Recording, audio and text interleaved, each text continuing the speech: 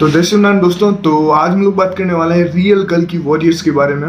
और आपको पता ही होगा, पहले भी मैंने वीडियो बनाया था उमेश जी, अंकिता शर्मा जी, इसके अलावा और भी कई सारे लोग उनके साथ जुड़ के भगवान कल्कि का प्रचार प्रसार करें, वो भी ग्राउंड लेवल पे जाके। तो पहले वो अयोध्या में कर रहे थे और अब उनकी जो टीम थी वो पहुंची थी सीतापुर में।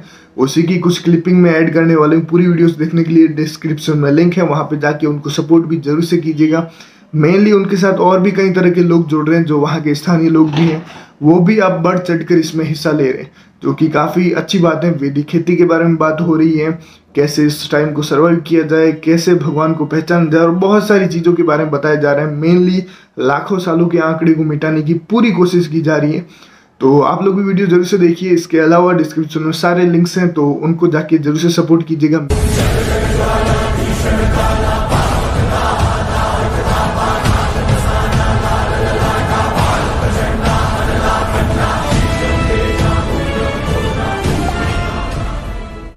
गढ़ था, बट आजकल भारत को ही वैदिक सनातन धर्म से काट दिया गया है। आजकल सब भारत में ही जो है मांसाहारी हो गए, दुराचारी हो गए हैं। गायों का भी अनादर है, गाय गौ माता है हमारी, और उनका भी अनादर है। गाय जो है धरती का ही रूप है।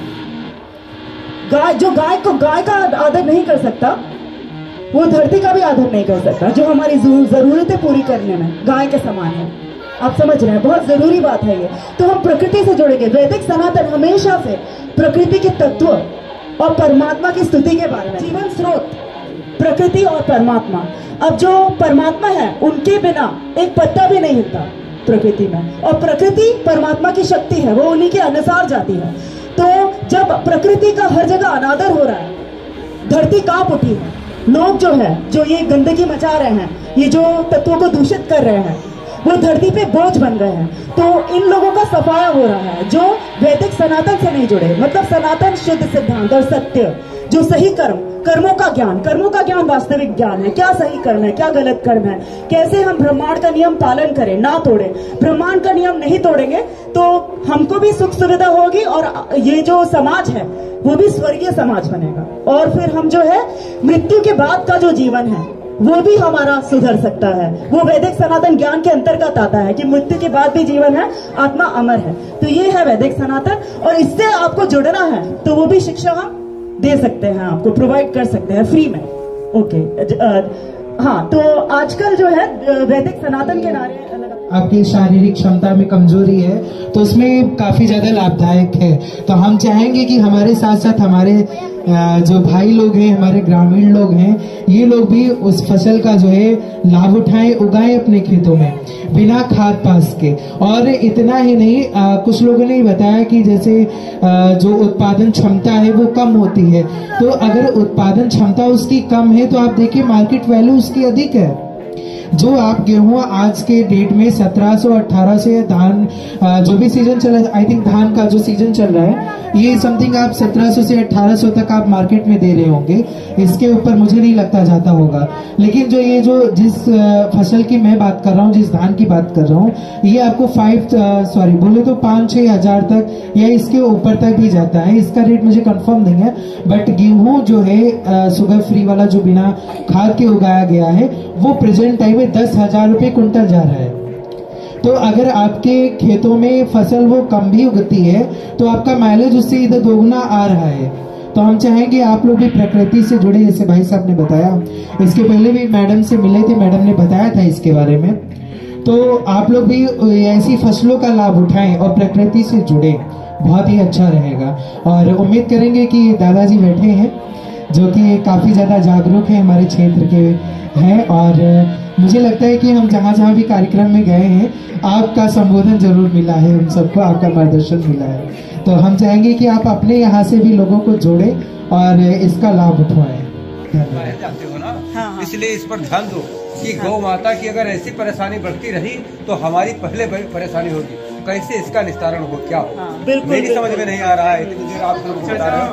सबसे मेन पॉइंट ये है कि गौ की अगर तकलीफ इसी तरीके से इतना चलती रही तो हमारा तुम्हारा विनाश बहुत जल्दी हो जाएगा। बिल्कुल बिल्कुल, सबसे अच्छी बात मेरी समझ में पॉइंट आ रहा है। बिल्कुल बिल्कुल, एकदम सही। दुनिया की आप लोग कहीं भी देख लो जाके कि क्या हम बता रहे हैं वो असलियत है या नहीं। बिल्कुल असलियत है, हर जगह ये दिखाई देगा आपको। और सबसे कारण यही है कि जब तक गौवंश जो है परेशान होगा, उससे परेशानी हमको सबसे पहले मिलेगी। क्या करेंगे हम, कैसे क्या करेंगे, आप लोग हमसे ज्यादा जानते हो।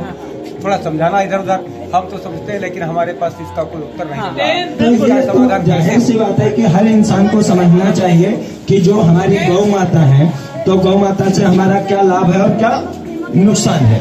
तो इसमें आप सीधी सी बात जानते हैं कि कभी किसी ने कहा होगा कि ये जो हमारा भारत है ना, ये हमारी जो मातृभूमि है, तो ये क्या है, एक सुंदर सा वृंदावन है ना। क्यों खुशी में इसको वृंदावन कहते थे?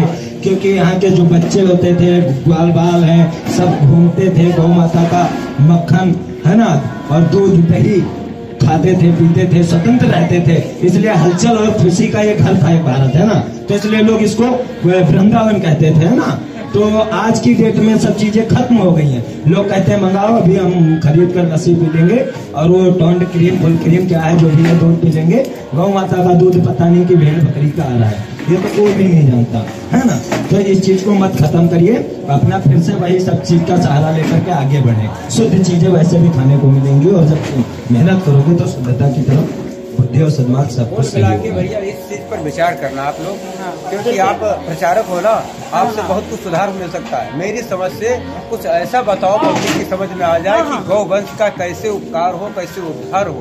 बिल्कुल, से भी प्रार्थना हम करते हैं भगवान से कि भगवान कुछ ऐसा समय ला दो कि हमारे गौ माता का कुछ समाधान हो जाए। मोदी बाबा के खोपड़ी पे कुछ बढ़ जाए, जो इनका बहुत दयनीय दशा है। बिल्कुल बिल्कुल बिल्कुल, ऐसी ऐसी जगह पर सड़े दिखते हैं कि उनको मरना मुश्किल है। जो मर जाए तो उनको मुक्ति ये सत्य है, ये सत्य दुनिया मैं देख रहा हूँ, अपनी आंखों से देख रहा हूँ, आपको भी दिखा सकता हूँ ये चीज। बिल्कुल, आप लोग प्रचारक इसलिए आपके नाम में बताया। दुनिया की एक बार और भी कहा था ये चीज जो पीपल के आपने बोला था। हाँ पहले जी, बिल्कुल जी। दुनिया की 99% समस्या सबसे ज्यादा समस्या यही कारण बनेगा, जो गौ अनादर करने के कारण। मेरे समझ में ये आ रहा है, गौ परेशान हो रही है, ये गौ कैसे ऐसा हो रहा है संकट। बिल्कुल, अगर दुनिया में गौ का अनादर बंद हो रहा है, प्रकृति और गौ माता प्रकृति का ही रूप।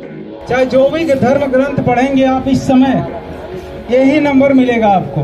तो हैरानी की बात यह है कि लाखों साल की जो गणना है हिंदू ग्रंथों के संस्कृत श्लोकों में कहीं नहीं है। आप ढूंढ डालिए, नहीं मिलेगा आपको, ये दावा है मेरा। ठीक है, तो पहली चीज है। दूसरी चीज है कि कहाँ कहाँ पे वर्णन है हमारे ग्रंथों में, तो 8 जगह पूरा मिलेगा पूरे शास्त्रों में। यहाँ पे मनुस्मृति में मिलेगा, ये श्लोक नंबर है। विष्णु पुराण में मिलेगा, श्रीमद् भागवतम में मिलेगा, लिंग पुराण में मिलेगा, ब्रह्म पुराण में मिलेगा, मत्स्य पुराण में मिलेगा, नारद पुराण में मिलेगा और महाभारत में मिलेगा। यहाँ रेफरेंस दिया है मैंने, आप श्लोकों को देखिएगा क्योंकि मैंने सारा कुछ नहीं इसमें डाला है। हर जगह पे 12,000 दिव्यानी वर्षाण का जिक्र है। 12,000 का नंबर मिलेगा। ये लाखों का ढूंढते रहेंगे, पूरे शास्त्रों में नहीं मिलेगा। अब ये 12,000 साल कैसे दिव्य वर्ष हैं, यहाँ पे लोगों ने इसको मैनिपुलेट कर दिया।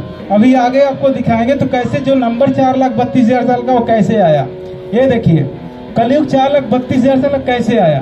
तो एक जो दिव्य वर्ष का संस्कृत में दिव्यानी वर्षाण है, उसको जो हम जो धरती पे जी रहे हैं उसको 360 सालों के बराबर मान लिया।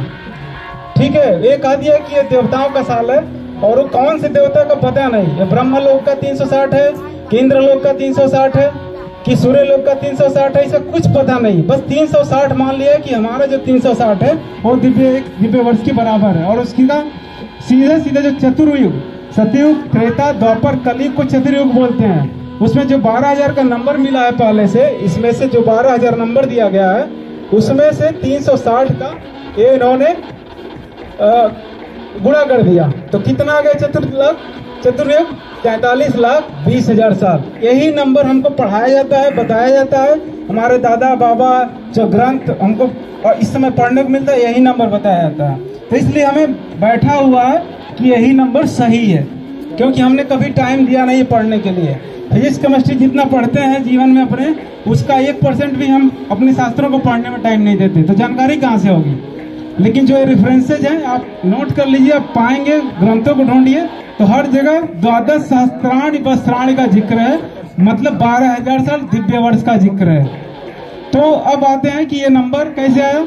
अब एक भ्रांति और है कि सतयुग का 4 पैर होता है, त्रेता का 3 पैर होगा, द्वापर का 2 पैर और कलयुग का 1 पैर। टोटल मिला के 4, 3, 2, 1 मिला के 10 हो गया। अब सतयुग कितना निकाल दिया, जितना ये 43,20,000 का 4/10 कर दिया, तो ऐसे आया 17,28,000 साल। त्रेता का 3 गुना कर दिया, उसका 12,96,000 साल।